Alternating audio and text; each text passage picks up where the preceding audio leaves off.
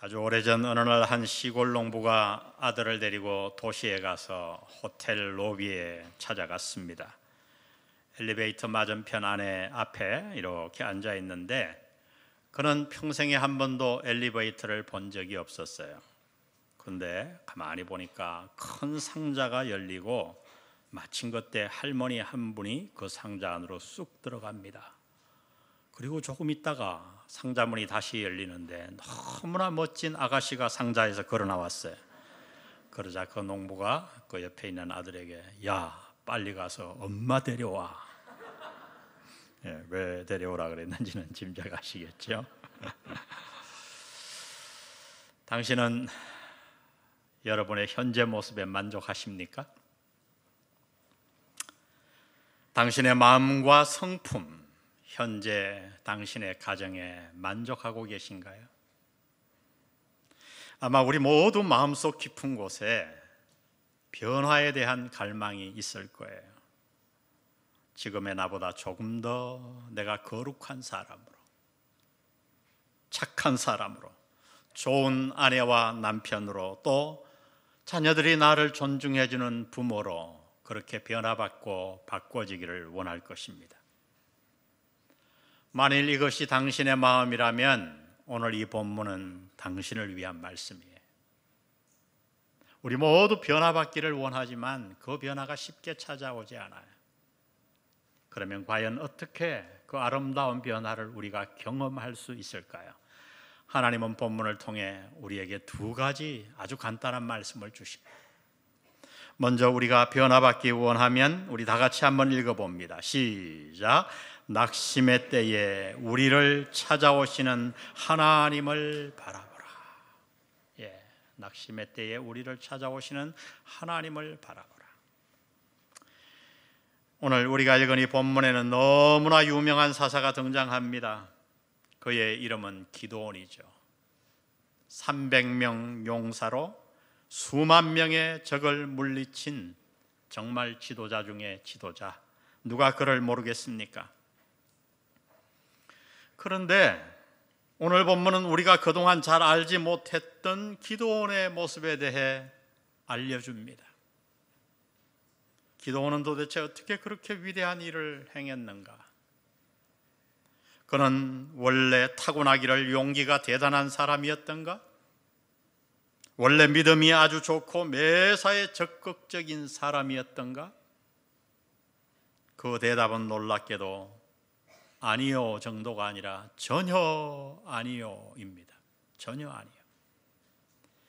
미디안이 이스라엘을 점령한 지 8년째 되던 해에 기드온이 처음으로 등장하는데 본문은 그의 모습을 우리에게 이렇게 전합니다. 11절에 보니 여호와의 사자가 아비에셀 사람 요아스에게 속한 오브라에 이르러 상수리 나무 아래 앉으니라. 마침 요아스의 아들 기드온이 미디안 사람에게 어떻게 아니하려 하여?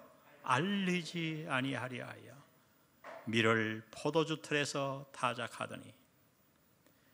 이 미디안 사람들은 이스라엘을 침략해 와서 아주 잔인하게 학대했는데 그 방법이 아주 놀라웠어요. 그들은 이스라엘 백성들이 농사를 짓도록 가만히 두다가 추수 때에 와서 농산물을 다 뺏어가고 가축도 다 뺏어갔습니다. 그래서 사사기 6장 3절은 이렇게 말합니다. 이스라엘이 파종한 때면, 이거는 파종하자마자 그 뜻인가 신학자들의 연구가 있었어요. 그러나 그 뜻이 아니라 파종을 다 하고 자라서 이 추수까지 기다렸다는 거지요. 미디안 사람이 치러 올라와서 이스라엘 사람 가운데 식물을 남겨두지 아니하며 양이나 소나 낙이나 남기지 아니하니. 여러분, 이런 상황 가운데서 지금 기드온은 포도주틀에서 밀을 타작하고 있었어요. 아마도 미디안 사람 몰래 빼돌려 놓은 아주 작은 양의 곡식 밀이었을 거예요. 우리나라 벼도 옛날에 그렇지요. 벼를 타작할 때 어떻게 합니까? 바람이 잘 부는 곳에서 타작을 하는 거예요.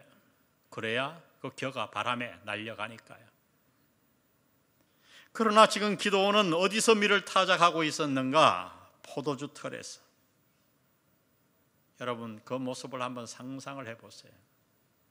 나무로 된 큰 송 속에 들어가 얼마 되지도 않은 작은 밀을 미디안 사람에게 들킬까 봐 노심초사하며 타작하고 있는 기드온의 모습을 한번 이 시간 머리에 그려보십시오. 용사의 모습인가요? 아닙니다. 전혀 아닙니다. 아마 그의 모습은 실패하고 낙심한 모습이었을 거예요. 초조하고 두려움에 사로잡힌 그런 모습이었어요. 이것이 역사에 처음 등장할 때의 기드온의 모습이었다고 오늘 성경은 우리에게 전해줍니다. 그는 너무나 어려운 환경으로 말미암아 낙심해 있었어요. 미디안의 탄압으로 그의 가족은 물론이요 두려움 속에서 떨어야 했고 경제적으로도 생계를 걱정해야 할 정도로 아주 처참한 어려운 상황 가운데 있었어요.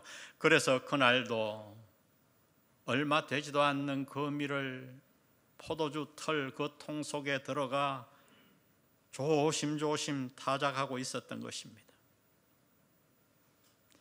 이렇게 밀을 찢고 있을 때에 하나님의 사자가 그를 찾아와 그에게 이스라엘을 구원하라고 말씀합니다. 그날 찾아오신 하나님의 사자는 누구인가? 하나님이에요. 신학자들에 의하면 성육신 하시기 이전에 성자 하나님이었을 것이라고 얘기합니다. 성자 하나님이 이스라엘을 구원하라고 하자 기드온은 이렇게 대답합니다. 15절에 보니 기드온이 그에게 대답하되 주여 내가 무엇으로 이스라엘을 구원하리이까? 보소서 나의 집은 므낫세 중에 극히 약하고 나는 내 아비 집에서 제일 작은 자니이다. 이것은 사실 사실적인 표현이라기보다는 그 당시 기드온이 자신에 대해 어떤 생각을 가지고 있었는가를 표현한 구절이라고 많은 신학자들이 생각해요. 사실일 거예요. 한마디로 그 당시에 기드온은 오늘 심리학적으로 상담학적으로 말하면 자신에 대해 어떻게 생각하고 있었는가? 그는 매사에 자신이 없고 두려움에 빠졌고 자기를 제대로 생각하는 자존감이 극히 떨어진 상태였다고 하는 거예요. 왜 안 그렇겠어요? 그 환경이 너무 어려우니까 환경에 짐을 지고 말이죠. 그래서 자존감이 툭 떨어져 있었어요. 그러나 여러분, 이것이 과연 기드온만의 문제였을까요? 사실 우리도 마음 한켠에 이렇게 낮은 자존감을 가지고 살아갑니다. 남에게 말은 하지 않을지 모르지만 특히 우리가 처한 환경이 어려워질 때 이 마음은 더 크게 찾아와서 우리를 괴롭혀요. 건강을 잃는다거나 사업에 실패했을 때, 직장을 잃고 경제적으로 어려울 때, 이렇게 코로나로 말미암아 모든 것이 어려울 때 우리의 자존감은 바닥을 칩니다. 아마 우리 가운데도 오늘 그래서 이 기드온처럼 남에게 말은 못하지만 지금 마음이 낙심되어 가라앉아 사는 자들이 있을 거예요. 치열한 경쟁 사회 속을 뚫고 살아가기가 두렵고 나이는 들고 경제는 흔들리고 그래서 이제는 사람을 만나기조차 두려워요. 그래서 자꾸 움츠려듭니다. 그래서 지금 기드온처럼 포도주 털에서 숨어 지내는 자들이 우리 가운데 있을 겁니다. 여러분, 이러한 때에 우리는 도대체 어떻게 해야 합니까? 그저 어려운 환경에 치여 주저앉아 이제 내 인생은 여기서 끝이야, 내가 뭘 할 수 있어, 이렇게 낙심하며 살아야 합니까? 하나님은 오늘 본문을 통해 우리에게 말씀하십니다. 그 어려움의 때에, 고난의 때에 낙심하여 주저앉지 말고 환경만 바라보고 한숨 짓지 말고 그 가운데서 나를 찾아오시는 하나님을 바라보라고 말씀하십니다. 오늘 본문이 우리에게 보여주는 하나님은 어떤 분이신가? 그분은 포도주 털 속에서 식구들의 한 끼 식사를 두렵고 낙심한 마음으로 준비하던 기드온을 찾아오신 분이에요. 그리고 그분은 놀랍게도 오늘도 연약한 저와 여러분을 찾아오십니다. 하나님은 우리가 두려워 떨 때, 환경에 눌려서 낙심할 때 우리를 버려두지 아니하시고 우리를 찾아오시는 분이라고 본문은 분명히 말씀합니다. 찾아오셔서 하나님은 어떻게 말씀하시는가? 오늘 우리에게 이렇게 말씀하세요. 사사기 6장 12절 우리 다 같이 읽습니다. 시작. 큰 용사여 여호와께서 너와 함께 계시도다. 큰 누구요? 용사여. 큰 용사여. 여러분 말이 됩니까? 아마 하나님이 아닌 다른 사람이 기드온을 향해 그 당시 이 말을 하였다면 그는 그가 자신을 놀린다고 생각했을 거예요. 포도주털 속에서 고픈 배를 움켜쥐고 식구들을 위해 두려움에 쌓인 채로 작은 곡식을 타작하고 있는 그에게 큰 용사라니요. 그러나 하나님은 분명 기드온을 향해 그렇게 부르셨어요. 큰 용사여. 아니, 하나님은 지금도 당신을 향해 그렇게 부르고 계십니다. 큰 용사여. 왜 하나님은 연약한 자를 향해 그렇게 말씀하십니까? 그 이유는 하나님은 언제나 우리 안에 있는 가능성을 보시기 때문이에요. 사람들은 언제나 내 환경을 보고 지금의 나의 모습을 봅니다. 그래서 사람들이 우리를 멸시하죠. 그래서 거기에 속아 우리 자신도 나를 낮게 봅니다. 너가 무엇을 할 수 있어? 나는 이제 다 끝났잖아. 그래서 우리는 주저앉습니다. 그러나 여러분 기억하십시오. 하나님은 전혀 그렇지 않아요. 하나님은 언제나 우리의 현재보다, 환경보다는 우리의 미래를 보십니다. 나의 능력이 아니라, 내가 처한 환경이 아니라 하나님과 함께하여 장차 주의 뜻을 이 땅에 이루어낼 우리의 미래, 내가 하나님과 함께하여 이루어낼 그 놀라운 일을 하나님은 바라보십니다. 유명한 조각가 미켈란젤로가 어느 날 조각할 돌을 저 산에서 찾고 있었어요. 거기에 막 산을 뒤지는데 마침 커다란 돌이 있었어요. 뭐 모양이 볼품없고 삐쭉삐쭉하죠. 그런데 그 돌을 보더니 미켈란젤로가 뭐라고 소리쳤냐 하면, 야, 다윗이 걸어나온다. 다윗이 걸어나와. 같이 갔던 사람들이 너무 어이없게 생각했어요. 여러분, 미켈란젤로의 다윗상은 유명한 작품이거든요. 길가에 지나가면 보통 사람들은 다 버려놓을 그 돌을 보고 미켈란젤로는 왜 다윗이 걸어나온다고 소리쳤을까요? 그는 그 돌을 본 것이 아니라 장차 그 돌 속에서 자신이 힘써 빚어낼 다윗상을 본 거예요. 바로 이것입니다. 여러분, 그렇습니다. 하나님은 우리 인생의 위대한 조각가이신 줄 믿습니다. 그분은 언제나 우리 안에 있는 가능성을 보십니다. 비록 현재는 상황이 너무나 어려워 포도주 털에서 곡식 한 줌을 타작하는 자에 불과하지만, 내가 하나님과 동행할 때 하나님과 함께 미래를 이루어갈 그 위대한 모습을 하나님은 바라보십니다. 그래서 하나님은 저와 여러분을 향해 기드온에게 했던 말씀을 똑같이 찾아와 말씀하는 거예요. 큰 용사여. 할렐루야. 큰 용사여. 하나님이 당신을 향해 그렇게 부르시는 모습을 한번 들어보십시오. 큰 용사여. 요한복음 1장에는 안드레가 베드로를 예수님께 인도하는 모습이 기록되어 있어요. 안드레가 베드로를 예수님께 데려오자 그를 보고 예수님이 요한복음 1장 42절에서 이렇게 말씀합니다. 데리고 예수께로 오니 예수께서 보시고 이러시되, 내가 요한의 아들 시몬이니 장차 게바라 하리라 하시니라. 게바는 번역하면 베드로라. 이 게바하는 말은 수리아어예요. 베드로는 헬라어예요. 둘 다 그런데 뜻은 똑같아요. 반석이라는 뜻이에요. 여러분, 베드로에게 얼마나 약점이 많은가요? 우리 다 잘 알잖아요. 그는 초라한 어부 출신이었어요. 학교를 별로 다니지 못해서 나중에 베드로 전후서를 쓸 때 그는 다른 사람을 대피를 시켜야 했어요. 자신이 직접 쓰지 못했습니다. 성격이 급하고 의지가 약했어요. 그래서 최후의 만찬석상에서 죽는 데까지라도 예수님을 따라가겠다고 큰 소리를 그렇게 쳐놓고 체포대가 도착하다 예수님을 3번씩이나 모른다고 부인했지요. 놀라운 것은 이 모든 실수를 언제 했는가? 예수님에게 3년 동안 훈련 받고 나서 했어요. 우리 교회 말로 말하면 사역반 다 끝나고 이렇게 한 거예요. 훈련 받기 전이라면 이해라도 하잖아요. 훈련 다 마치고.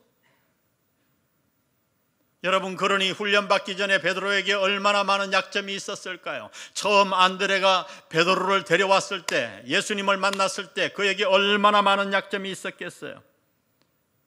그런데 예수님은 그 베드로를 향해 이렇게 말씀하는 거예요. 너를 장차 게바라 하리라, 반석이라 하리라. 놀라운 말씀이에요. 예수님은 그의 안에 있는 가능성을 보신 줄 믿습니다. 그리고 그를 믿어주셨어요. 수없는 실수에도 불구하고 받아주시고 용서해 주시고 믿어주셨어요. 그 결과 그는 어떻게 되었는가? 마침내 예수님의 수제자가 되었고, 우리가 신뢰할 만한 전설에 의하면 그는 십자가에 달려 마침내 죽었는데, 예수님을 모른다고 부인했던 그가 거꾸로 십자가에 달려 죽었습니다. 자신의 요청에 의해. 에베소서 2장 10절에 보니 우리는 그가 만드신 바라. 원어로 직역하면 걸작품이라. 우리는 하나님의 걸작품이라. 그리스도 예수 안에서 선한 위대한 일을 위하여 지으심을 받은 자니. 그래요, 여러분. 우리는 부족해요.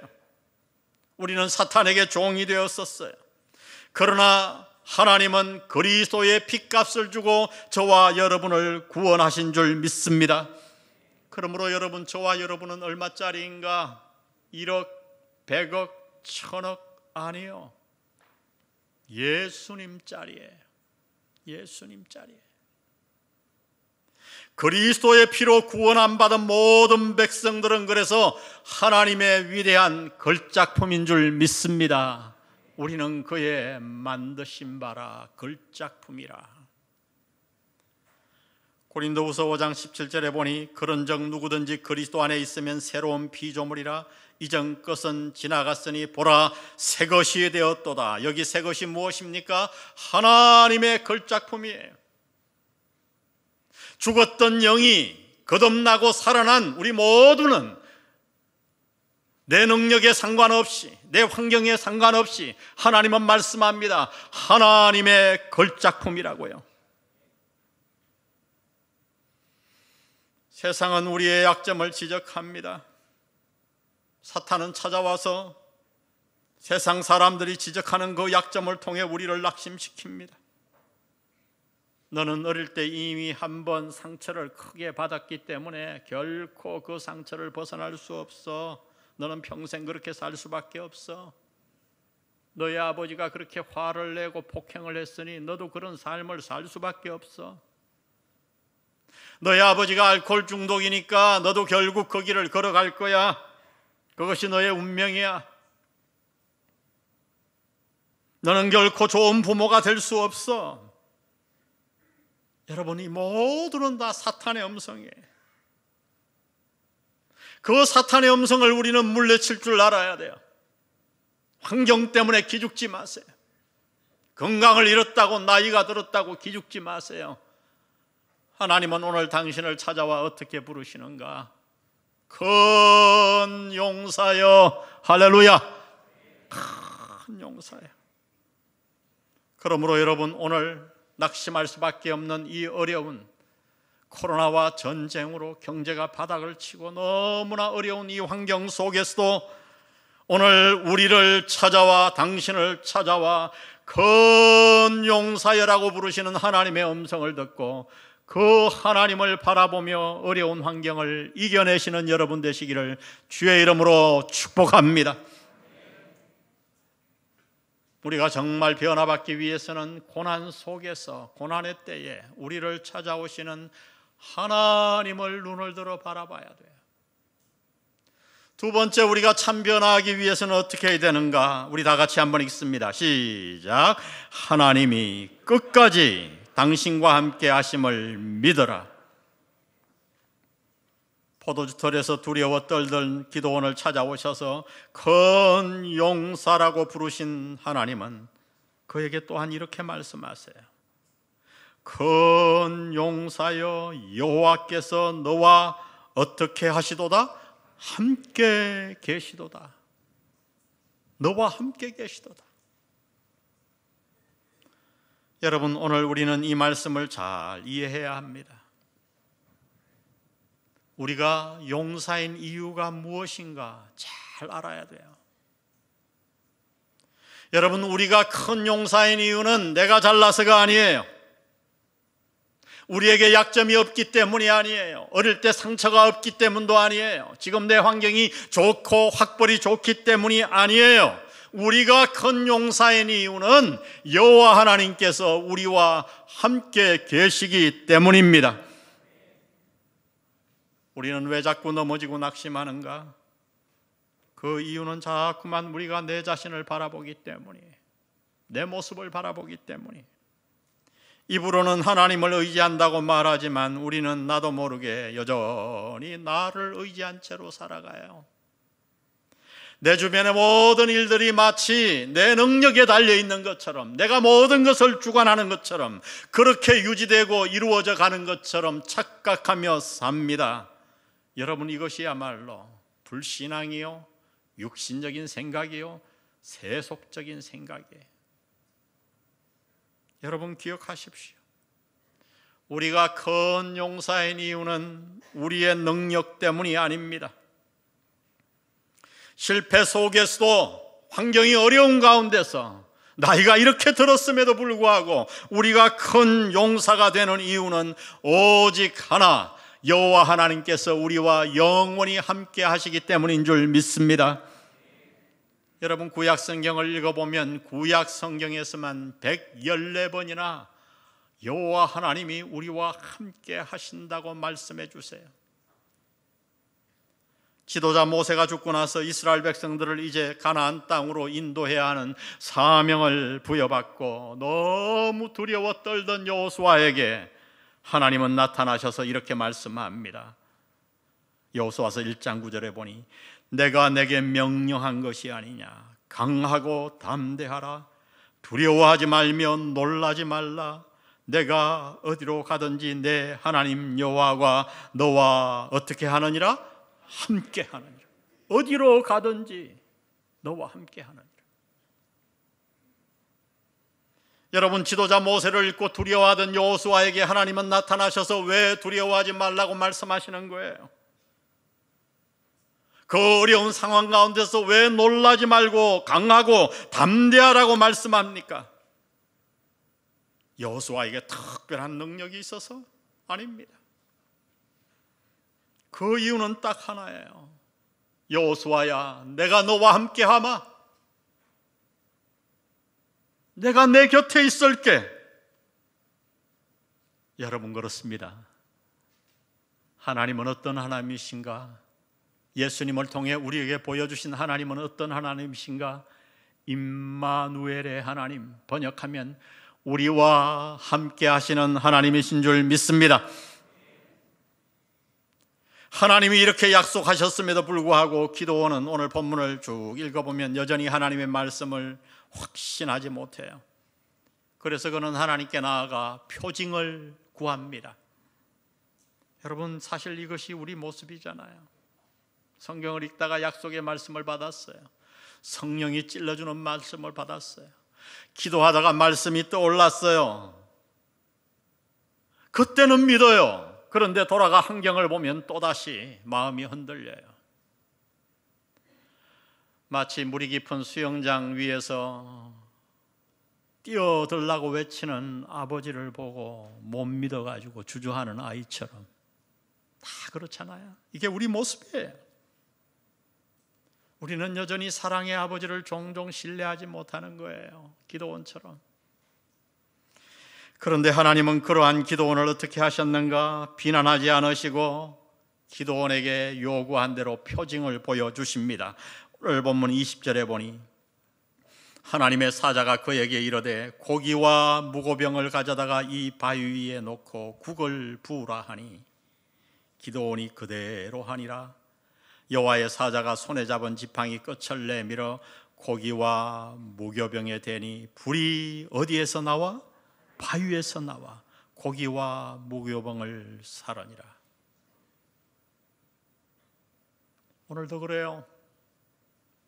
우리가 약속의 말씀을 받고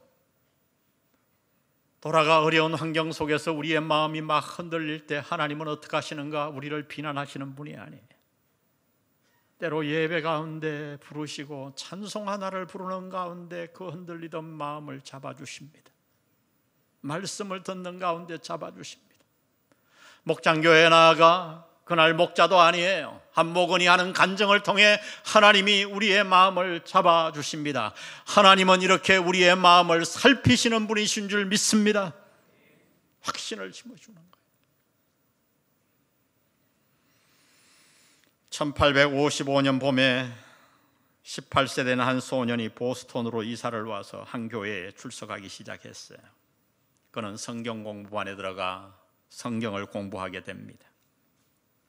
사실 그는 과거에도 교회를 다녔지만은 성경에 대한 깨달음이 너무 느렸고 더구나 학교를 별로 다닌 적이 없어서 문법이 너무 서툴러 그가 글씨를 쓰면 알아보는 사람이 별로 없었어요.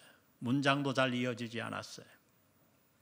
그래서 교회는 그 당시 교회는 엄격했거든요. 그의 등록을 1년이나 미뤘어요. 그러다가 지도자들이 모여서 고민하다가 그를 드디어 교인으로 공동체 일원으로 받아들여 주었습니다. 그는 너무나 가난하여 남의 구두를 수순하며 살고 있었어요. 그러나 자신과 함께 하시는 그 하나님을 굳게 믿었어요. 냄새나는 남의 구두를 꿰매면서도 배운 것 많이 없었어도 글씨도 별로 형편없었어도 사람들이 무시해도 그는 하나님을 굳게 붙들었어요. 훗날 그는 유명한 부흥사가 되어 미국을 완전히 변화시켰습니다. 그의 이름이 우리가 잘 아는 바로 무디예요. 많은 사람들이 무디를 목사로 알고 있지만 전혀 아니에요. 그는 안수를 받을 수가 없었어요. 왜? 학교를 다닌 적이 없어 신학교를 못 들어갔거든요. 평신도였어요. 그러나 하나님은 그를 사용하여 미국을 완전히 뒤집어 놓은 줄 믿습니다. 하나님은 이런 분이세요.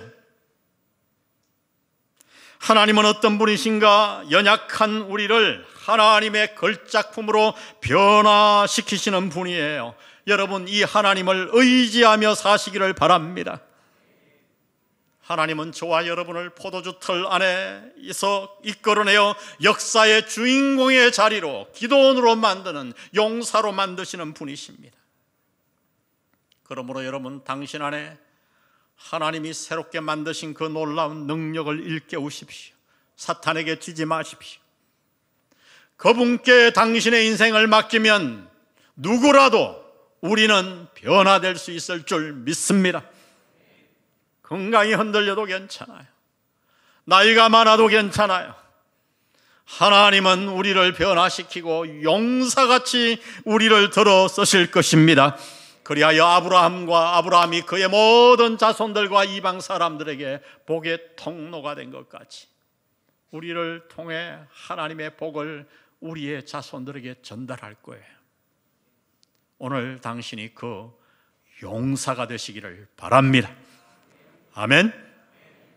오늘 이 말씀 생각하며 우리 모두 하나님은 어떤 분이신가? 하나님은 너를 만드신 분, 너를 가장 많이 알고 계시며 우리 이 찬양 주님 앞에 기도하는 심정으로 올려드립니다.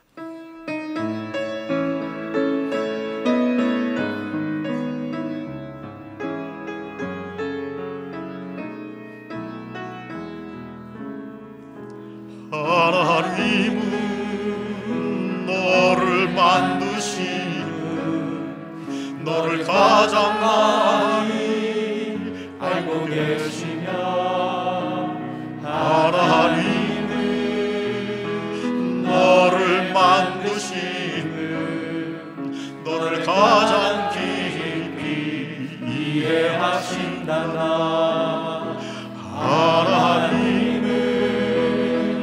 너를 지키시는 분 너를 절대 포기하지 않으며 하나님은 너를 지키시는 분 너를 쉬지 않고 지켜오신다나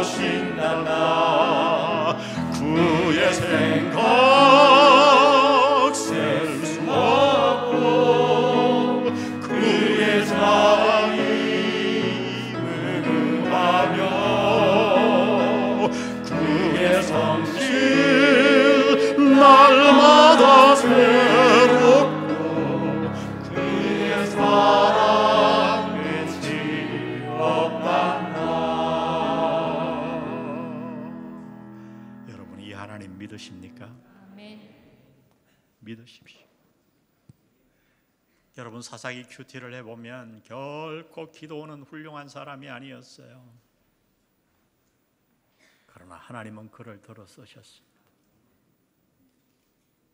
기도원을 들어 쓰신 하나님 오늘 우리를 들어 쓰실 줄 믿습니다. 하나님은 너를 원하시는 분 하나님은 너를 원하시는 분 이 세상 그 누구보다 하나님은 너를 원하시는 분 너와 같이 있고 싶어 하신단다. 하나님은 너를 인도하는 광야에서도 폭풍중에도 하나님은 너를 인도하는 푸른 초장으로 인도하신단다. 그의 생각 셀 수 없고 그의 자비 무궁하며 그의 성실 날마다 새롭고 그의 사랑 끝이 없단다. 그의 생각 그의 생각 셀 수 없고 그의 자비 무궁하며 그의 성실 날마다 새롭고 그의 사랑 끝이 없단다. 그의 사랑 끝이 없단다.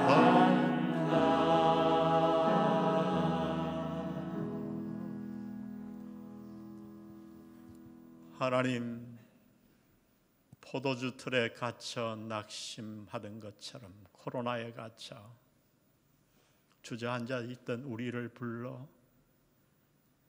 이 말씀 주셔서 감사합니다. 기도원을 큰 용사라고 부르시며 그를 사용하셨던 주님, 오늘 우리가 하나님을 바라보고 함께 하시는 하나님을 따르고 믿으면 우리도 기도원처럼 용사의 일을 할 줄 믿습니다. 이 믿음 갖고 살아가는 우리 공동체 되게 도와주옵소서. 성부, 성자, 성령의 은혜가 오늘 말씀을 가슴에 담아 용사로 살아가기로 작정하는 영한 성도들에게 함께 하시기를 예수님의 이름으로 축원합니다.